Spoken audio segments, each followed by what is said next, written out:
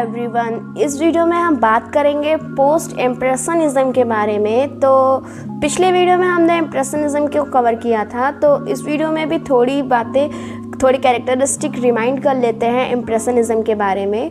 तो जो basic characteristics थे उसमें था कि जो इम्प्रेशनिज्म वर्क होते हैं वो अनफिनिश्ड वर्क, देखने में ऐसी पेंटिंग बनाई जाती थी जो देखने में अनफिनिश्ड लगे। इसके अलावा उसमें फ्लीटिंग मोमेंट्स को कैप्चर किया जाता था, जो प्रेजेंट टाइम में, करंट टाइम में जो चल रहा हो उसे कैप्चर करने की कोशिश की जाती थी मॉडर्न लाइफ से। इसके अलावा उसमें वाइब्रेंट कलर यूज़ किए जाते थे और काफ़ी थिक ब्रश स्ट्रोक्स लगाए जाते थे। स्मॉल ब्रश स्ट्रोक्स होते थे पर वो क्लियरली दिखाई देते थे, विजिबल होते थे, उनको ब्लेंड नहीं किया जाता था। और जो लास्ट था वो तो वाइब्रेंट एंड ब्राइट कलर थे ही। तो जो पोस्ट इम्प्रेशनिज्म है ये एक हिसाब से इम्प्रेशनिज्म पीरियड का एक्सटेंशन ही है, पर इसमें कुछ ऐसी चीज़ें थी जिन्हें आर्टिस्टों ने रिजेक्ट कर दिया था। जैसे कि जो नेचुरलिस्टिक लाइट एंड मोमेंट होता था उसे आर्टिस्टों ने नकार दिया, मीन्स उसे उस चीज़ों को छोड़ दिया। उसके अलावा पर वो बोल्ड कलर्स तो यूज़ करते थे। इसके अलावा जो स्ट्रोक्स होते थे उसको भी वैसे ही फजी रखा गया। और तीसरी चीज़ थी जो मॉडर्न लाइफ, जो उनका सब्जेक्ट होता था, उसी पर बेस्ड उन्होंने पेंटिंग्स बनाई। जो पोस्ट इम्प्रेशनिज्म था इसमें कुछ नई स्टाइल्स भी डेवलप हो गई, कुछ नई टेक्निक भी डेवलप हो गई जो नियो इम्प्रेशनिज्म कहलाई, जिससे कि हो गया पॉइंटलिज्म और दूसरा हो गया डिविजनिज्म।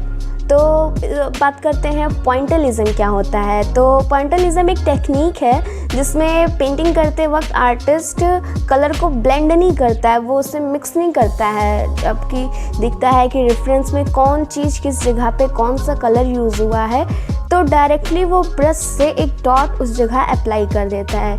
ये वर्क जो है ये पूरा डॉट से बनाया है, मीन्स आप पॉइंट भी कह सकते हो। पूरे आर्ट वर्क में केवल पॉइंट्स होते हैं, उसी से शेड्स और शैडो और हर एक चीज़ को रिप्रेजेंट किया जाता है।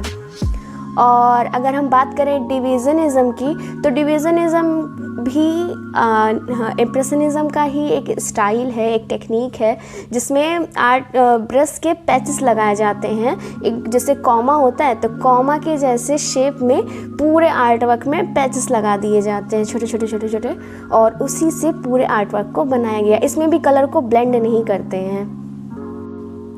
पोस्ट इम्प्रेशनिज्म के जो आर्टिस्ट थे तो अपने वर्क को और पावरफुल बनाने के लिए इन्होंने अपनी इमेजिनेशन को साइंस से इनकॉर्पोरेट कर दिया, जिससे उनके वर्क और इफ़ेक्टिव लगे और पावरफुल लगे। तो अब बात करते हैं उस समय के जो फेमस आर्टिस्ट थे उनके बारे में। तो जो पहले आर्टिस्ट थे उनका नाम था विंसेंट वैन गॉग। जो दूसरे आर्टिस्ट थे उनका नाम था पॉल सेज़ाने। जो तीसरे आर्टिस्ट थे उनका नाम था पॉल गैगुइन।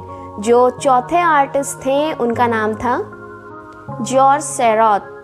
तो अब बात करते हैं उस समय के जो फेमस आर्टवर्क्स थे।